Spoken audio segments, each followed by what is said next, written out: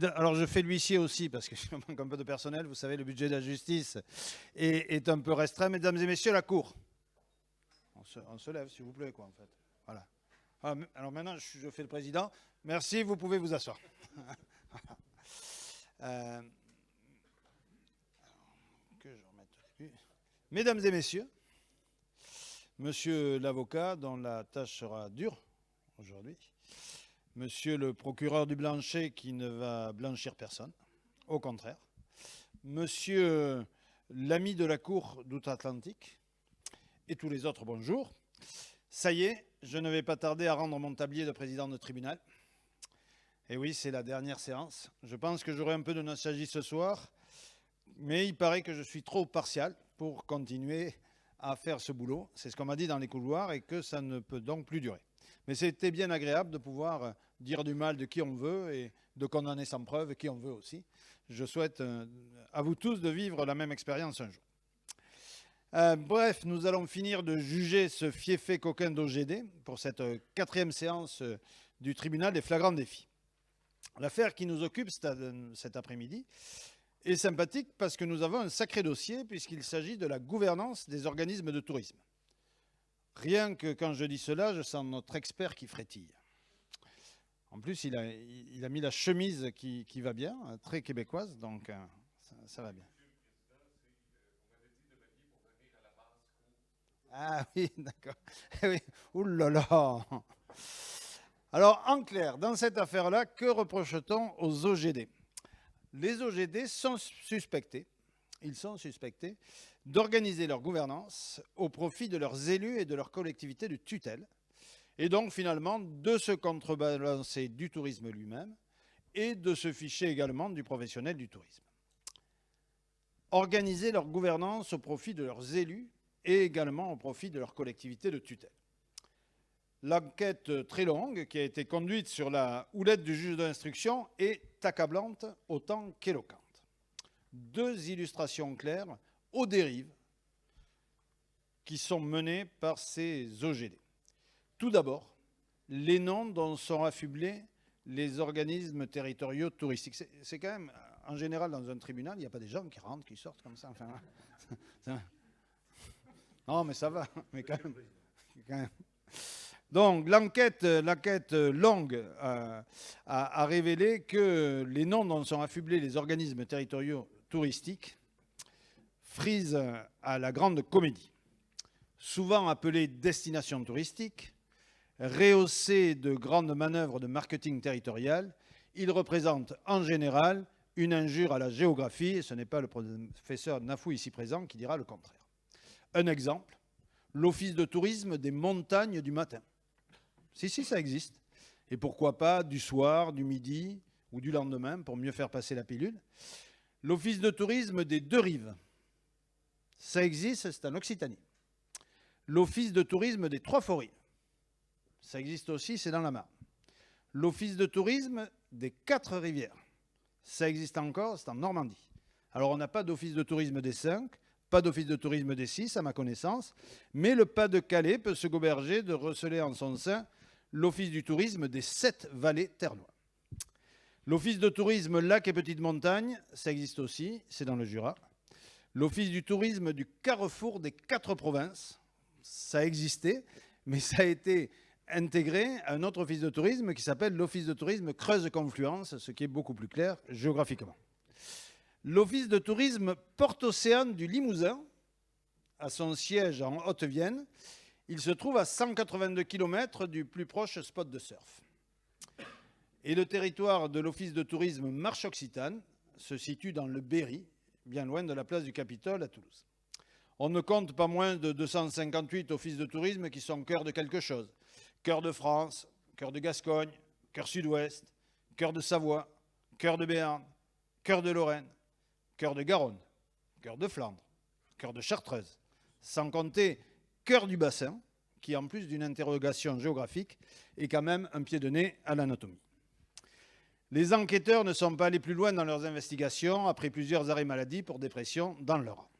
Ils ont malgré tout noté que parfois, conscients de la vacuité de la dénomination touristique de leur OGD, les élus locaux tentent de mettre du sens en réfléchissant au positionnement de leur territoire, faisant appel à d'onéreux cabinets consultants. Ah, le beau métier de consultant que je connais depuis peu, c'est pas mal.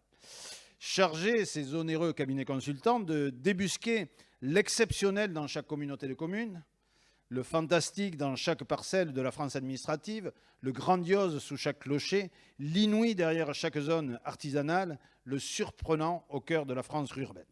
Un exemple qui a été révélé par l'instruction, l'Office de tourisme Quénon-Marche de Bretagne, que tout le monde situe géographiquement sans problème, après une belle étude participative jalonnée d'ateliers de créativité en co-construction, peut maintenant se définir, je cite, j'ai trouvé ça dans Ouest France, comme un territoire rural, idéalement situé, source d'authenticité et de sérénité, invitant à une découverte active de la nature pour mieux se reconnecter.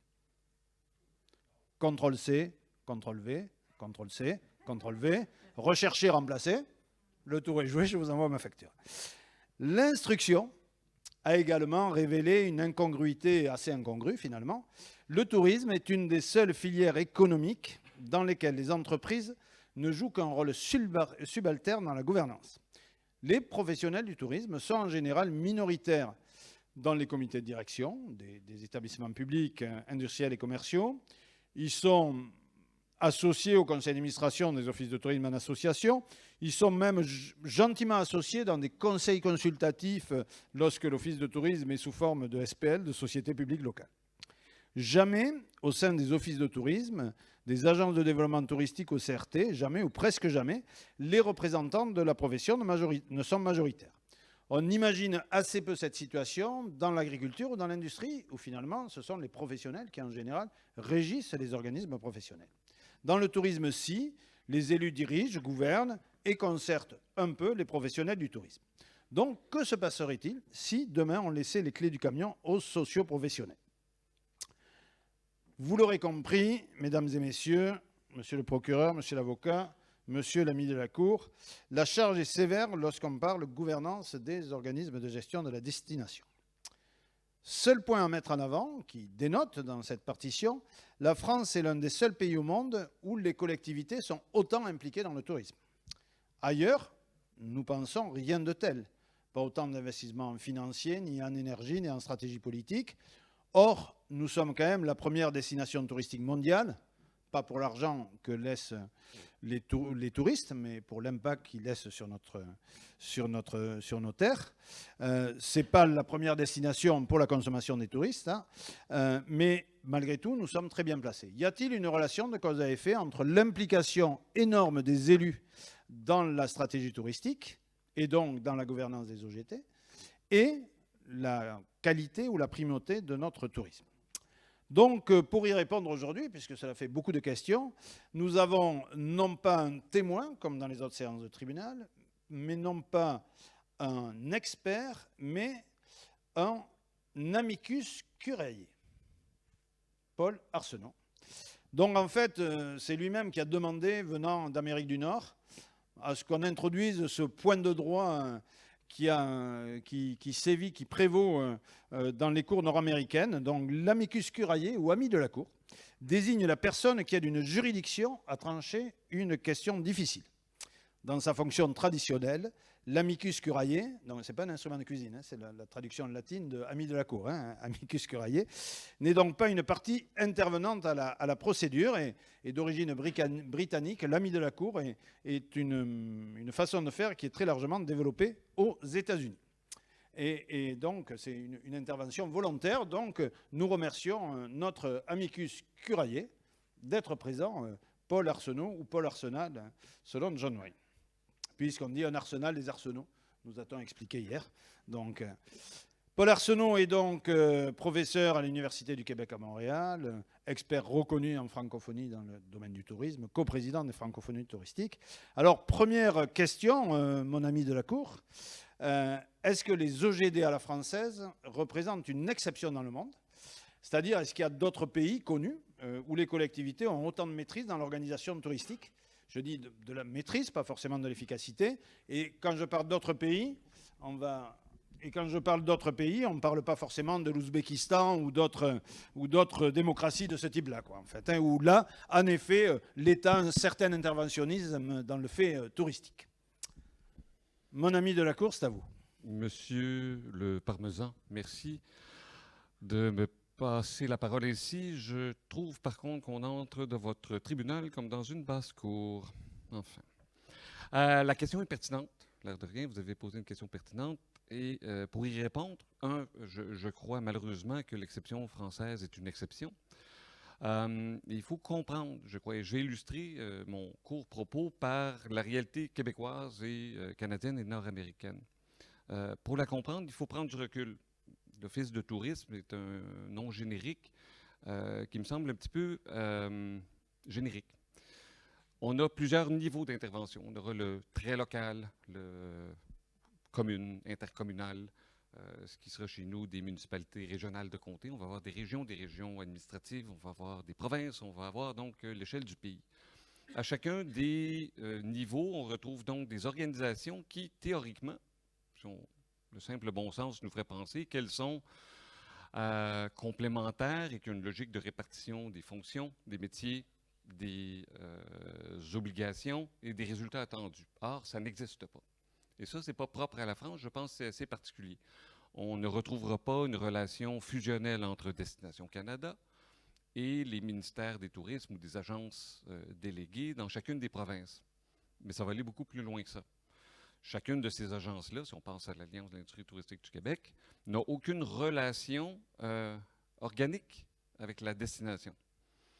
Concrètement, si j'additionne la somme des plans marketing des 10 provinces et des 2 territoires, je n'arrive pas à la stratégie canadienne. De la même façon que j'observe la chose, je vais voir d'autres façons de fonctionner au niveau de ce que nous appelons les régions touristiques au Québec. On va avoir des associations touristiques régionales. Alors, il y a 22 associations touristiques régionales. Il y a plus de régions au Québec qui est combien de fois? Ben, enfin, 5 fois, 6 fois plus grand que la France, mais en termes de population, c'est 8 millions contre une soixantaine de millions. En soi, ça n'a aucun sens. On va se poser la question pourquoi c'est comme ça. Mais avant même de revenir à cette question-là, on va observer que les 2 principales destinations à l'intérieur du Québec, Montréal et Québec, 2 villes, ont elles-mêmes un historique ancien. Tourisme Montréal est une association privée de membres. Une association de membres, c'est pas parce qu'elle est privée de membres, elle a des membres, mais elle n'est pas privée de ses membres, mais elle est privée. C'est pas, ça vaut la peine de préciser. Et Québec est une direction de la ville de Québec. C'est assez particulier. Donc, le statut juridique lui-même s'explique d'une histoire. Et il amène lui-même des enjeux. Puisqu'on peut imaginer que la direction de la ville de Québec, donc le maire de Québec, a un contrôle très grand sur son office du tourisme. Ce qui ressemble beaucoup au modèle français. Hein? On voit un petit raccord ici. Mais la raison que ça existe, ou enfin la réalité que ça existe au Québec, pose le problème suivant, que c'est en parfaite contravention de la loi sur les cités et les villes qui interdit aux municipalités de recevoir une portion d'une taxe provinciale. Et donc, la mécanique qui a été inventée et que la Ville de Québec contrevient allègrement, au vu et au su de tous, fait en sorte qu'on a cette ingérence politique. Donc, il faut imaginer, donc, dans cette mécanique-là, ce qui était prévu à l'origine, à la création de ces associations-là, associations de membres, associations dont les membres sont des administrateurs et occupent toutes les fonctions, font la sélection de la direction générale. On a donc un modèle dans lequel on garde à saine distance. Arrive d'ailleurs, dans un modèle très nord-américain, une taxe d'hébergement. Non pas celle que vous connaissez ici, dont le travail de perception semble assez fastidieux, aléatoire et un peu douteux. Enfin, si j'ai bien compris. On appelle ça la taxe de séjour. Taxe de séjour, oui, voilà. Ça veut dire parce qu'on peut... peut séjourner. On peut séjourner. Ben voilà, et payer une taxe. Voilà. C'est chouette. Nous, c'est le ministère du Revenu qui en fait la perception. Donc, on imagine qu'à la base même de la conception des offices de tourisme régionaux, il y a eu ces mécanismes pour tenir à distance, à la fois, comment dire, le caractère aléatoire du financement, ce qui fait qu'on se retrouve avec des associations, des offices de tourisme extrêmement riches et à très, très, très saine distance du politique. C'est très intéressant. Si on revient un petit peu plus loin, il y a des offices de tourisme locaux qui sont évidemment apparus avant les associations touristiques régionales et qui sont arrivés avant beaucoup de choses, qui n'étaient que de simples initiatives. Vous aviez l'expression syndicat d'initiative, ça m'a pris du temps à comprendre la signification de tout ça, étaient des initiatives extrêmement locales, à un certain moment donné où les déplacements étaient essentiellement par automobile. On n'a pas de train, on n'a pas de système structurant de train, l'avion est à peu près pas nulle part. Et donc, par ce système-là, on faisait donc de l'accueil minimal pour des automobilistes. Point la ligne. Maintenant, si on recule un petit peu, tout ça n'existait pas dans les années 50 et 60. On est un jeune pays, on est la Nouvelle-France, on est heureux, la vie est belle. Je vous apprends rien là-dessus, Monsieur le Parmesan. Vous avez souvent séjourné au Québec, je le sais. Et à un certain moment donné, se développe le territoire. Et donc, avant même qu'arrive le tourisme, la réflexion est sur quels sont les outils de développement du territoire. Et le Québec rentre dans la modernité au début des années 70 et décide de créer toutes sortes de choses intelligentes dans une logique de service aux citoyens. On retient le terme service aux citoyens, c'est-à-dire direction régionale de la santé, direction générale de l'éducation, direction générale de la culture.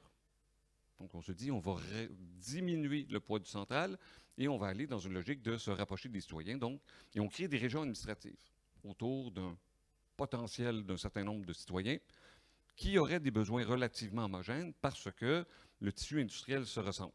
Là, vous me dites, je suis loin un peu de la question, hein? On va y revenir. Je comprends bien. Hein. Tissu industriel. Je vois où vous voulez en Il y a venir. là eu une bonne idée. C'est-à-dire, à ce moment-là, le Québec, qui est une jeune nation, se dit on va s'inspirer des meilleurs, des champions du monde, hein, et on va utiliser le modèle français, hein, connu pour sa simplicité, son efficacité et son agilité. On a vraiment choisi les meilleurs.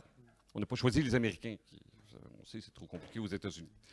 Et donc, on fait ça et on fait se substituer à des régions administratives, également des régions dites touristiques. On est d'accord, le découpage n'a rien de touristique.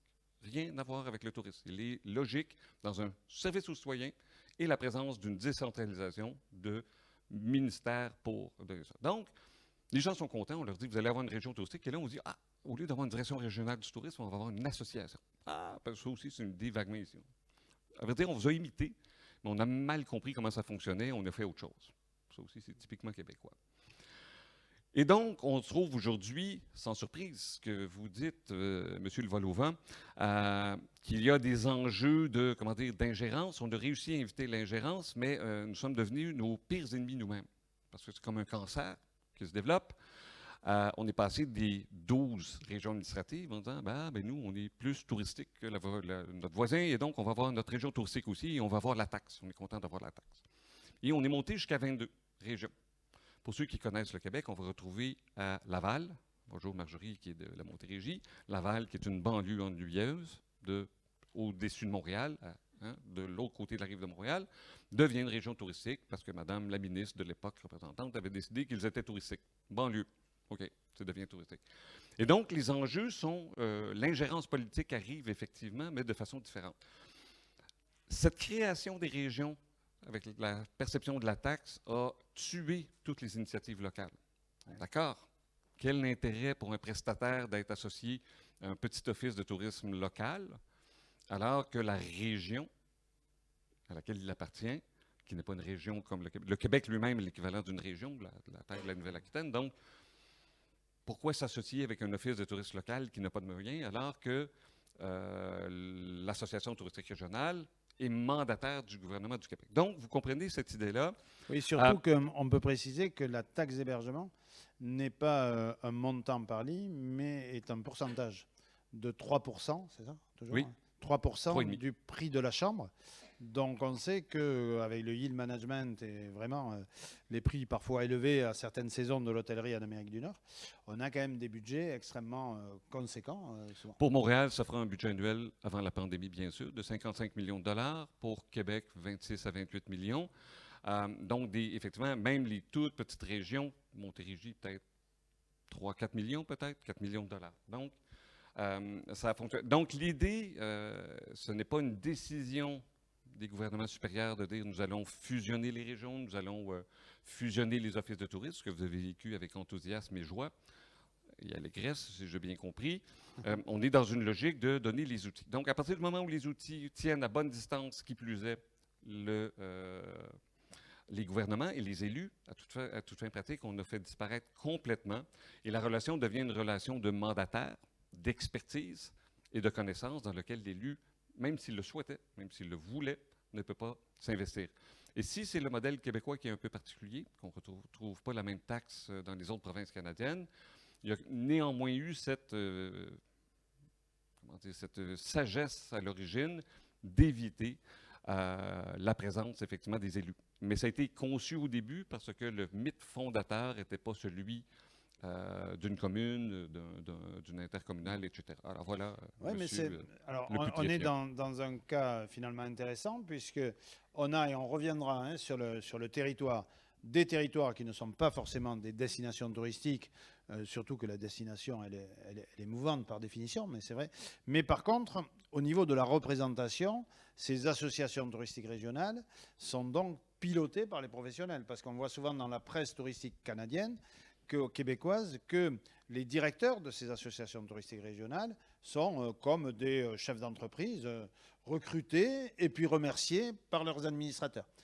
Comment se passe un peu cette désignation dans les ATR? C'est-à-dire, est-ce que le simple propriétaire de Gîte du Passant peut participer au conseil d'administration de l'ATR ou comment ça Clairement, marche? clairement. Et ça va amener d'autres types d'enjeux, monsieur le Pansement.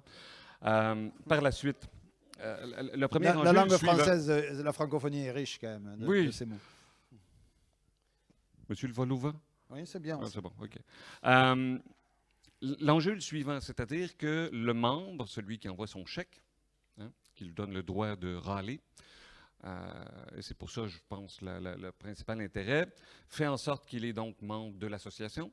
Étant membre de l'association, il peut être élu comme administrateur et l'embauche de la direction relève entièrement du conseil d'administration. Ça pose donc évidemment des enjeux d'absence d'indépendance et on peut imaginer que la sélection et les orientations demandées à la direction générale sera la somme des intérêts individuels et commerciaux des prestataires qui sont membres. Donc déjà, on peut imaginer une certaine forme d'enjeu. On retrouve de plus en plus, Dieu merci, des changements dans la gouvernance où on imagine qu'il faut avoir un certain nombre, on devrait retrouver un certain nombre de membres indépendants ayant des compétences juridiques, comptables et autres. Mais ce n'est pas encore le cas. Ce n'est pas encore, enfin, c'est une pratique qui se développe, mais qui n'est pas contrainte. L'autre type de problème que ça fera, c'est qu'on peut imaginer que la direction générale a une forte pression à répondre à des enjeux de court terme des membres qui sont sensibles aux enjeux comme la COVID, on peut imaginer. Et il pourrait y avoir des pressions, et on l'a vécu beaucoup, des pressions énormes de la part des prestataires à mener des campagnes, ce que je parlais hier, donc inutiles, qui ne parlent à personne et tout et tout. Donc, la perfection n'est pas de ce monde.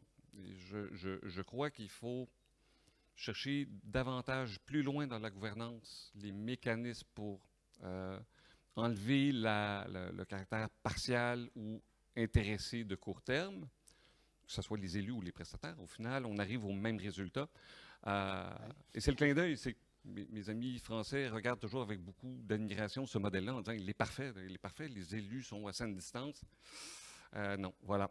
La grande complexité, la grande prospective nécessaire, la grande vision qu'on doit développer, le recul stratégique, ce que M. John Wine disait hier, en disant de convaincre que nous allons abandonner les marchés étrangers, c'est pas rien comme décision. On l'imagine, lui, par rapport à ses élus, une destination Québec ou Montréal qui tient le même discours. Le patron de ces offices de tourisme-là, ils se font virer le lendemain, pas par les élus, par les membres, pour exactement les mêmes motifs. Donc, ce n'est pas un modèle parfait. Oui, est-ce que justement, au Québec, on se pose la question, mais il faudrait qu'il y ait plus d'élus dans la gouvernance? Est-ce que c'est quelque chose qui est communément admis? Comme nous, on dit qu'il faudrait peut-être que les professionnels s'occupent plus de tourisme. Alors, Monsieur le Ramadan, non, heureusement. Dieu nous en garde, c'est le cas de le dire. Il ne faut pas. Les élus ont d'immenses qualités. Vous savez, j'ai une admiration sans borne sur le service public, sur la nécessité de s'engager, mais de tous les gens qui ne doivent pas apparaître dans la gouvernance, les élus arrivent au premier rang. ce qui est davantage recherché. Puis on a beaucoup discuté de questions d'innovation, de nouveaux modèles d'affaires. J'y crois sincèrement, ce n'est pas les élus qui sont porteurs de ces visions-là. Alors non, on essaie généralement au minimum. Vous savez, je parlais de l'Alliance de l'industrie touristique, qui est un modèle, je le rappelle rapidement, assez fabuleux du ministère du Tourisme du Québec, qui s'est sabordé de sa mission marketing au complet et qui a donné le budget à une nouvelle association. Elle avait une seule exigence, c'est que les 3 associations qui existaient déjà, qui étaient les associations touristiques régionales associées, le lobby qui était le Conseil québécois de l'industrie touristique et une autre petite association, voilà, en disant, vous la faites disparaître et vous deviendrez comme ça parfaitement mandataire de tout le mandat marketing touristique à l'extérieur de la province. Et vous recevrez donc les 13 millions de dollars qui était le budget d'opération. Donc, ils ont licencié les fonctionnaires qui étaient en charge du marketing. Et ils ont également accepté, les associations touristiques, de verser 15 % de l'enveloppe de taxes à cet organisme. Donc, ça fait un organisme avant la pandémie qui était un budget de 38 millions de dollars. Donc, un budget quand même assez conséquent. Ça, c'était donc l'obligation qui avait été faite. Et sur le conseil d'administration, on peut imaginer en disant, on vient de se saborder, on vient de licencier nos gens, donc on exige la majorité au conseil d'administration. Il n'y en a pas.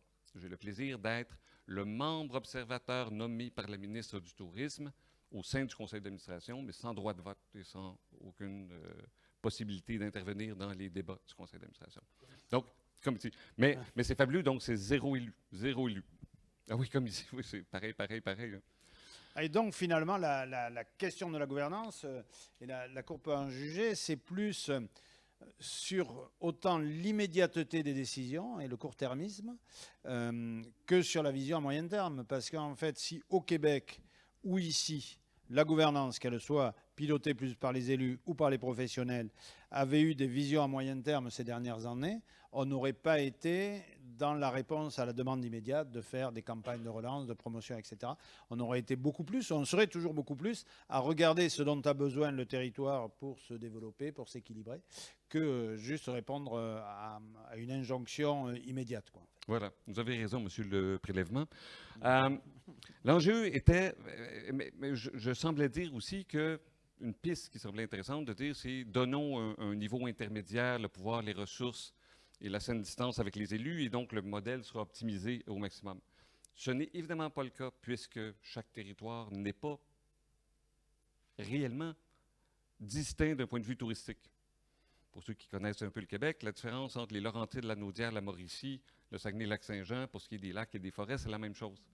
Donc, le découpage lui-même est un découpage administratif qui n'a aucun sens du point de vue touristique. Il y a un certain nombre de zones, de communes qui sont réellement touristiques, mais si on regarde le territoire et qu'on le met en vert en mettant ces zones-là, on a une portion infime du territoire qui est touristique. Donc, même ce système-là qui a été créé avec la perception de la taxe induit un bruit énorme de structures qui doivent représenter des communes qui ne sont pas du tout touristiques. Et on est très loin de la densité touristique de la France ici. Oui, parce que en fait, c'est une autre question, justement, la question de la destination, puisque finalement, le Québec est totalement découpé en zones touristiques, même là où vous dites il n'y a pas forcément beaucoup de tourisme. Moi, j'aime beaucoup l'Abitibi-Témiscamingue. Rien que le nom, ça fait voyager. Tout le monde le situe géographiquement quand même, l'Abitibi-Témiscamingue. Belle région touristique du Québec. Et on est dans un système où tout le territoire est organisé touristiquement, un peu comme en France, où surtout après la loi NOTRe, on a créé de nouveaux bassins de vie. C'est un peu la même chose que les régions administratives du Québec, c'est-à-dire on a créé de nouveaux bassins de vie, de nouvelles communautés de communes, et on a eu des organismes de tourisme qui sont en regard de ces intercommunalités. Par exemple, l'île de la Réunion est coupée en 5 communautés d'agglomération pour aller vers 5 offices de tourisme qui sont au regard des communautés d'agglomération, mais qui ne sont pas, d'un point de vue géographique, logiques, quoi. En fait, il y a les cirques qui peuvent être coupés en 2, etc. Et on voit ça un peu partout sur le territoire national. On voit aussi que ce qui se passe dans les intercommunalités, c'est que nouvelle intercommunalité, besoin pour les nouveaux élus, que le citoyen puisse épouser ce nouvel outil, le comprendre, se l'approprier. Et donc, envie de communiquer vers ce citoyen, ce qui est totalement légitime. Mais souvent, l'impression qui a été révélée par l'instruction, c'est qu'on capte le tourisme, finalement, on utilise le tourisme à des fins de communication interne. C'est-à-dire que si on a une belle communication touristique pour la nouvelle communauté de communes de Cœur de Flandre, Cœur de machin, etc., ça va montrer qu'on a une existence, mais ça n'aura aucun impact touristique, ça aura un impact plutôt interne. Voilà. Est-ce qu'on est dans une situation un peu équivalente sur le Québec? Vous avez raison, Monsieur le déodorant. C'est exactement la même situation, mais avec un peu plus de complexité ou enfin de bruit dans le système, puisque ceux qui ont été attentifs dans la salle du tribunal, notre alliance de l'industrie touristique est porteuse d'un mandat qui est complètement absurde. Personne, aucun visiteur ne va au Québec. Allons-y, on va dans une ville, un territoire, généralement sur... Et aller au Québec, c'est une vue de l'esprit. Parce qu'au final, on va à Montréal, on va à Québec, on va à Tremblant, on va à un certain nombre de choses. Et donc, de donner et de créer une structure qui a le mandat à une échelle qui n'existe pas et qui n'a aucun répondant administratif, vous parliez tout à l'heure industriel ou autre, ça ne fait aucun sens. Autre élément de distorsion, le budget de l'Alliance est à 36 à 38 millions, celui de Montréal à 55 millions. Est-ce que vous croyez que l'Association de Montréal est inféodée à celle du palier supérieur? Absolument pas. Est-ce que vous pensez qu'elle porte une attention? Pas du tout. Et si vous regardez ce que fait les actions de communication de l'Alliance, essayez de trouver Montréal un petit peu là-dedans.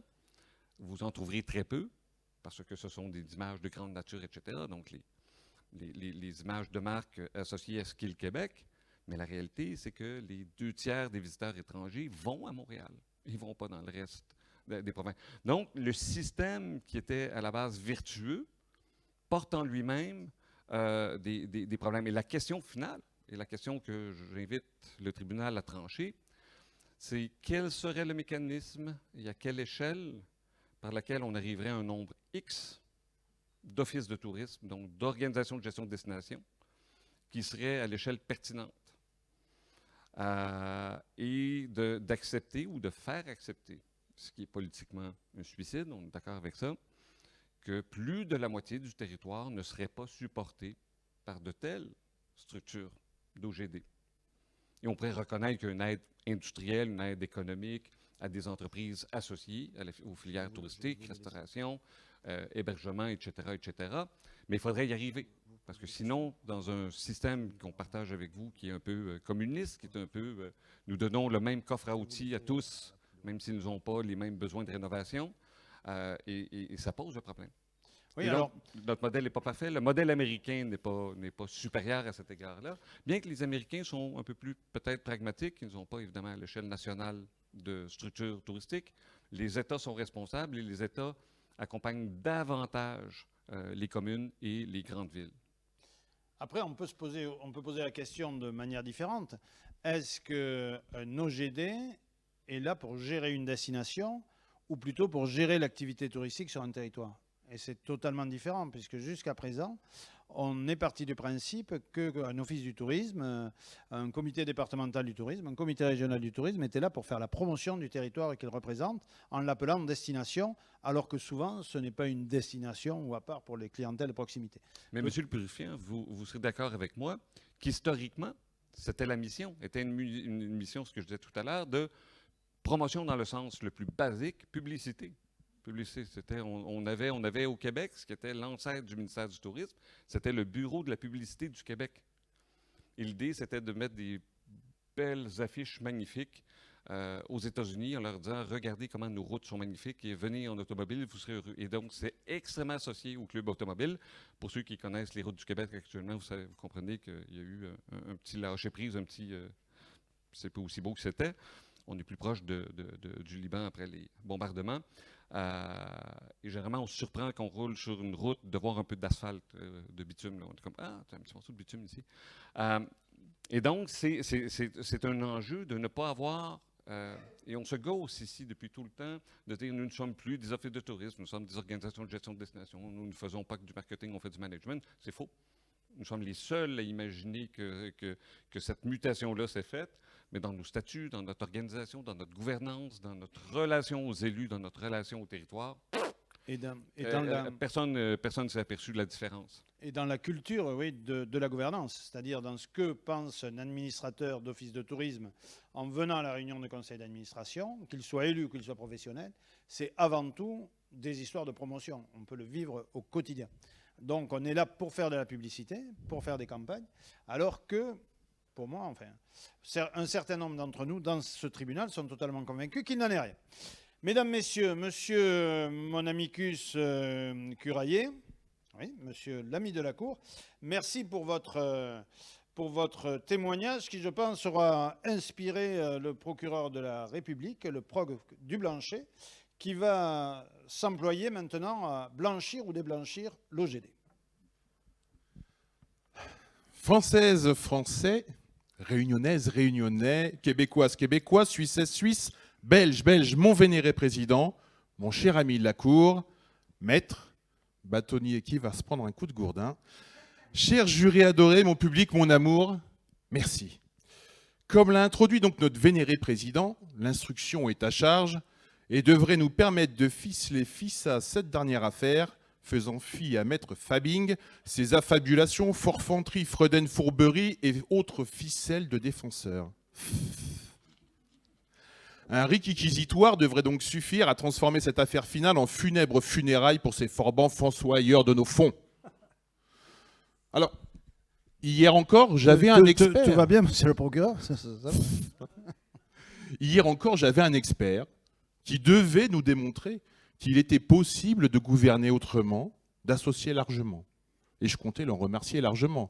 Aujourd'hui, je me retrouve avec un ami de la Cour qui d'un seul coup nous démontre tous les systèmes existants.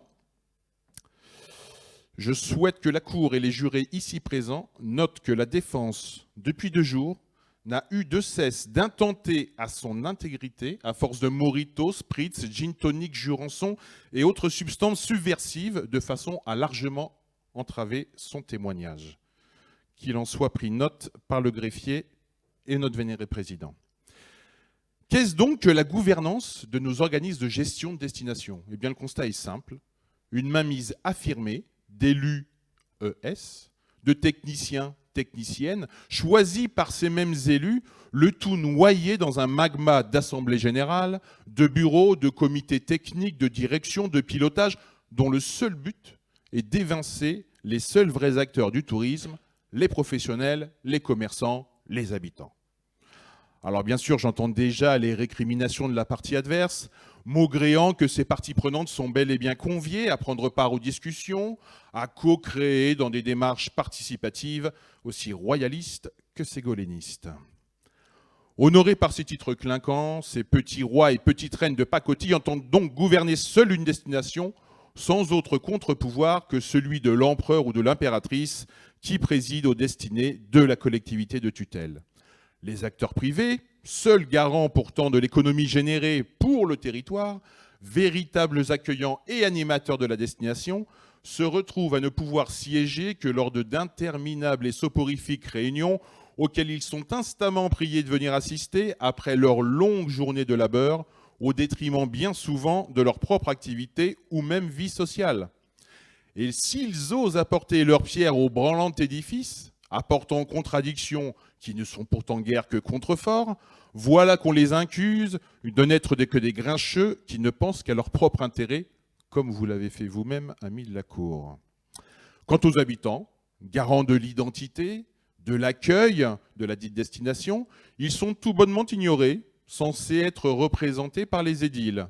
Consommateurs sur leur temps de loisirs, hébergeurs d'amis et familles, ambassadeurs au-delà de leurs frontières, ils ne sont ni associés, ni consultés, que ce soit sur le démarchage de tels marchés thématiques ou géographiques, ou sur une stratégie de tourisme sur les 4 saisons, qui pourtant impacte grandement leur quotidien.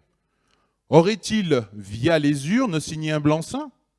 Ne les consulte-t-on pas sur l'aménagement de leur territoire, la vie de leur quartier? Pourquoi n'en ferait-on pas autant sur la politique touristique?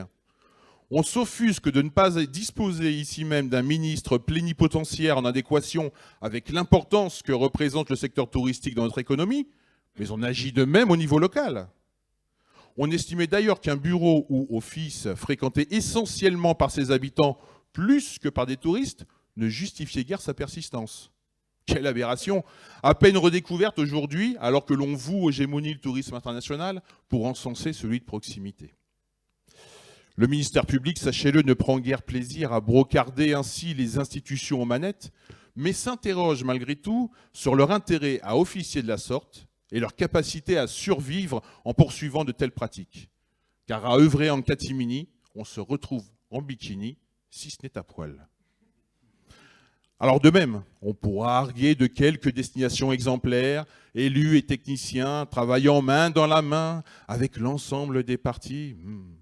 Mais il ne s'agirait là que de gesticulations inutiles. La Cour m'excuse. Monsieur le procureur, oui, ça, comme le dit l'amicus Curiae, ça part un peu en... Le buisson, aussi ardent soit-il, ne suffisant pas à cacher la haie.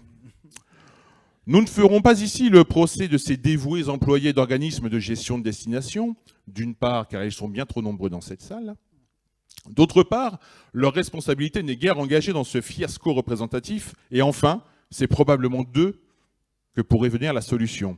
Ne constitue-t-il pas le seul maillon en relation directe, en prise quotidienne, avec ces professionnels isolés, ces habitants impliqués?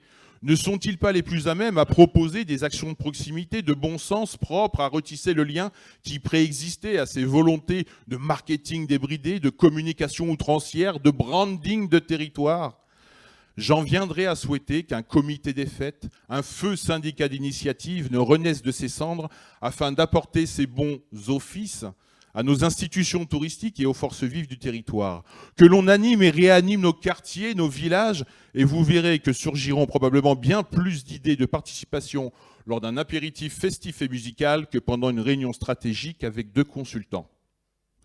Ce ne sera bien évidemment pas du goût de Maître Fabing, avocat commis d'office de tourisme ou du tourisme d'ailleurs. De tourisme ou du tourisme d'ailleurs. Car oui, nos plus hautes instances s'essoufflent en querelles byzantines, illustrant cette défaillance de gouvernance qui jadis précipita la chute de Constantinople, occupée à discuter du sexe des anges pendant le siège ottoman. Alors oui, en vérité, je vous le dis, public chéri adoré, l'accusé est coupable, mais son avocat pourri d'office vous en convaincra mieux que moi. Merci, monsieur le procureur.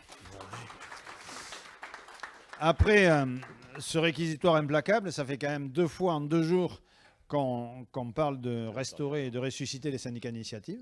Ça commence à m'inquiéter. Mais maître, à vous pour une brillante, sinon évidemment efficace plaidoirie. Merci, Monsieur le Président. La tâche est rude aujourd'hui. Amis de la justice, des organismes locaux de tourisme et des causes perdues, bonjour.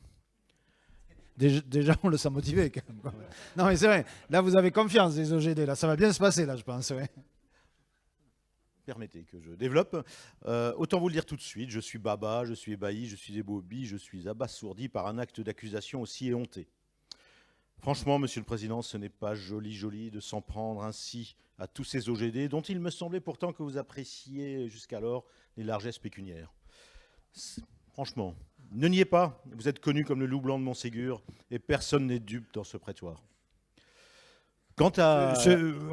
C'est une attaque qui n'a pas lieu dans une cour de la République. Maître, s'il vous plaît. Quelle cour? Revenez-en. C'est basse ou haute, c'est la même chose.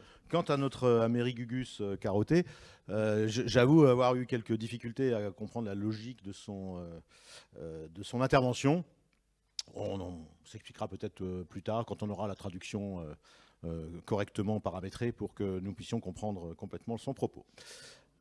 Quant à monsieur le procureur, c'est tutti frutti, kiff-kiff, bonnet blanc et blanc bonnet. Je n'ai pas de mots assez durs pour qualifier votre réquisitoire.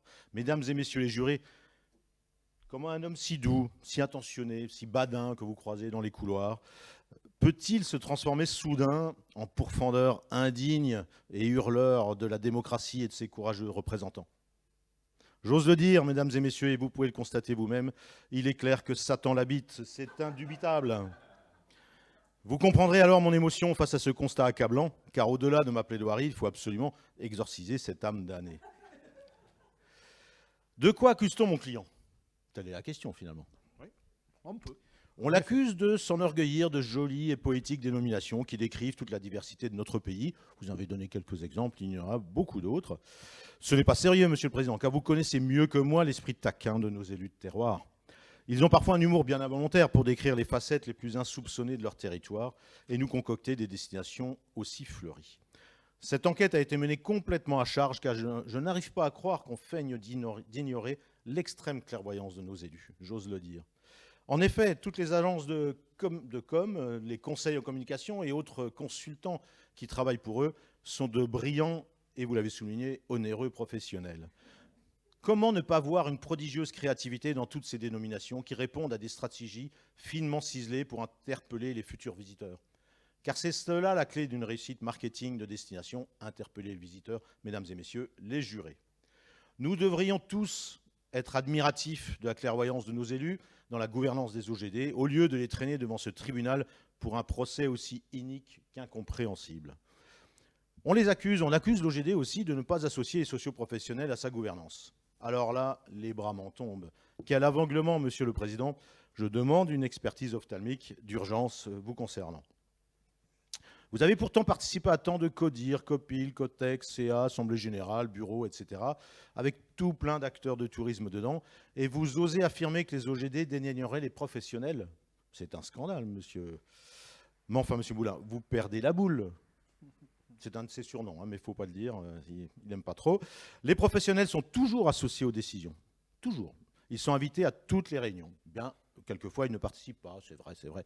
Mais c'est bien la preuve, vous allez comprendre la logique, c'est bien la preuve qu'ils font une confiance absolue aux élus et adhèrent totalement aux stratégies de l'OGD. C'est imparable. Oui, imparable. C'est imparable. On est bien d'accord.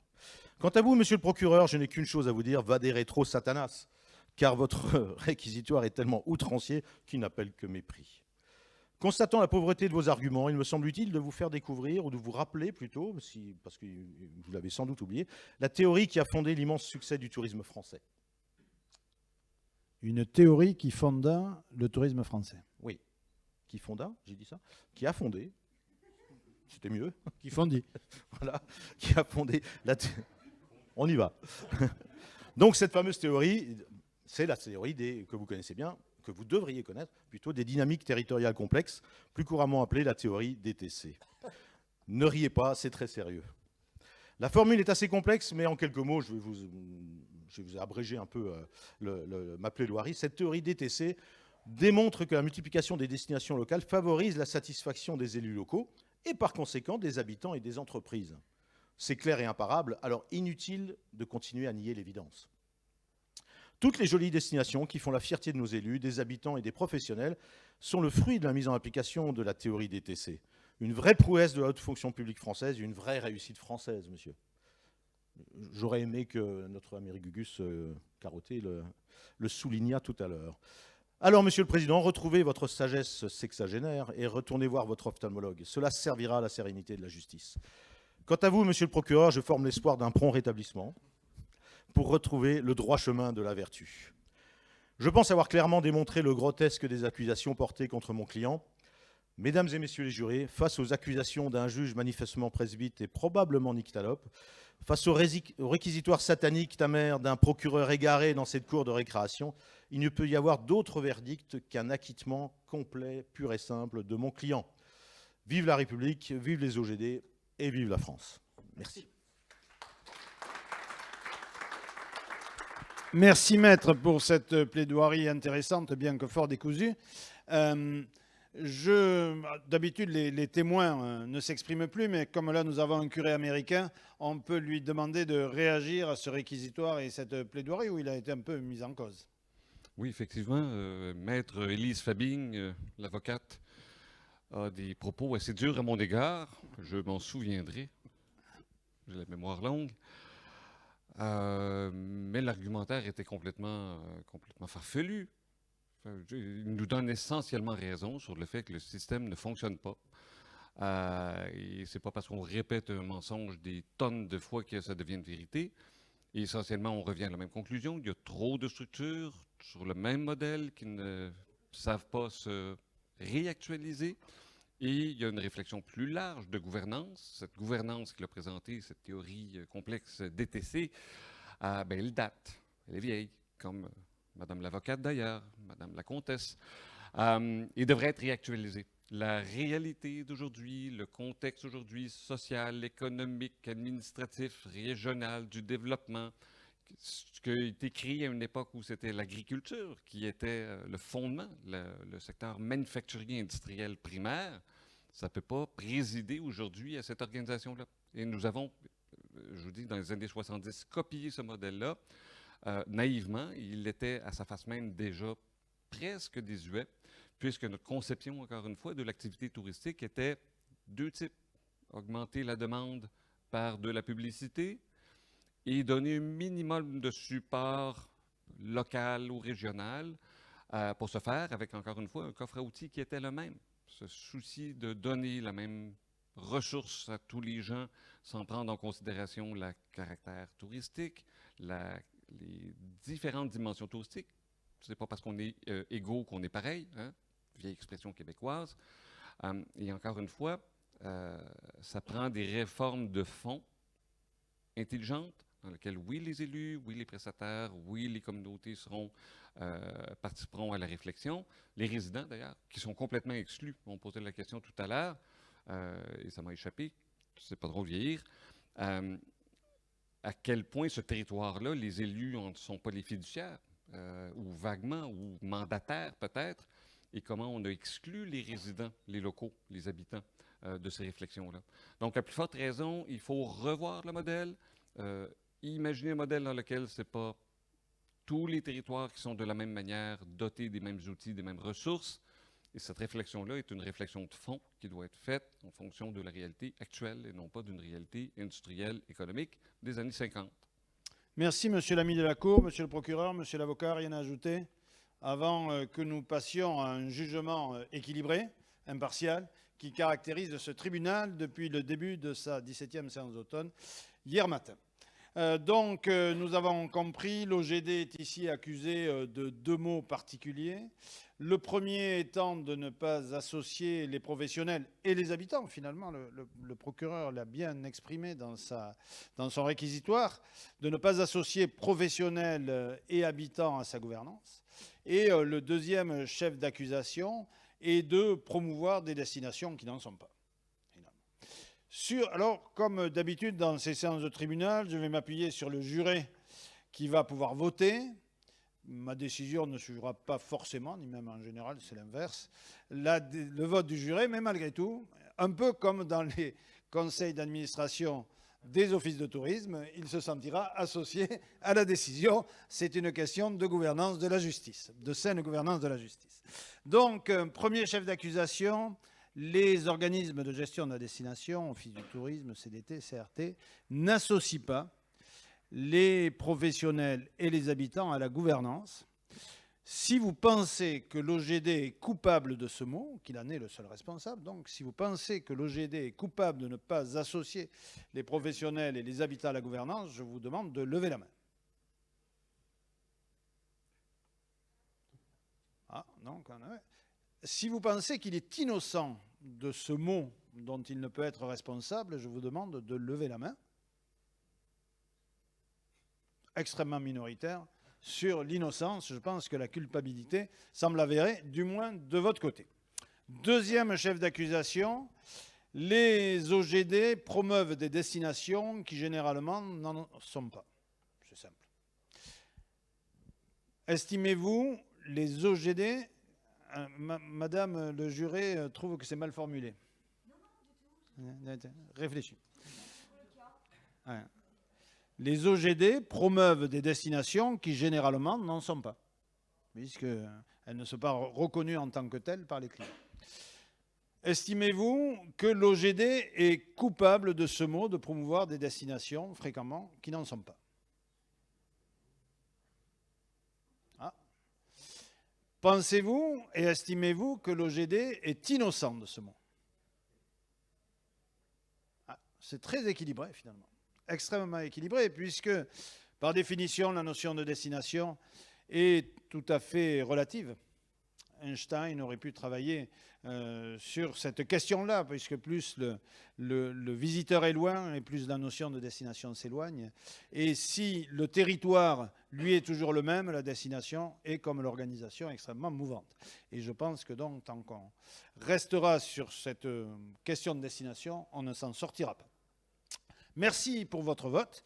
Je vais donc prononcer le jugement concernant cette dernière affaire. Je pense qu'au bénéfice du doute et des consultants qui pourront continuer quand même à être employés, il vaut mieux être souple parfois. Je pense que nous pouvons acquitter l'OGD, mais juste au bénéfice du doute, parce qu'il n'est pas pleinement responsable de cette situation, notamment parce qu'il y a il y a une culture, il y a des règles administratives qui provoquent cet état de fait. On a vu également que dans d'autres contrées, le fait d'inverser totalement la gouvernance ne donne pas forcément de meilleurs résultats. Par contre, ce tribunal étant le tribunal des flagrants défis, nous allons condamner l'OGD à relever quelques défis, et ce sera sa seule condamnation.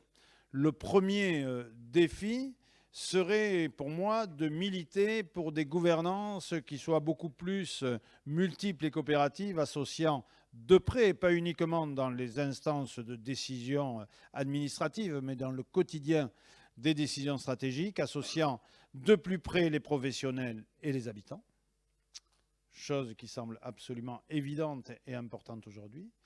Et le deuxième défi, ce serait d'arrêter de gérer des destinations pour la majorité de ces organismes, pour commencer à gérer la vie touristique, les acteurs du tourisme, et commencer à se dire que faire de la promotion, défendre des destinations, appartient à un autre temps et qu'on arriverait à beaucoup mieux optimiser les stratégies et les moyens publics mis en œuvre.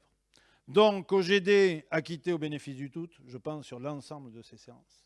Acquitté mais condamné, c'est parfait. Et condamné, c'est une lecture du droit qui nous est assez personnelle, mais qui, je pense, est équilibrée. Non? Qu'en pensez-vous? Monsieur le curaïu Americanus, voilà, merci beaucoup. Monsieur le procureur, maître alsacien, merci beaucoup. Mesdames et messieurs, merci. Je déclare cette 17e session d'automne du tribunal des flagrants délits close.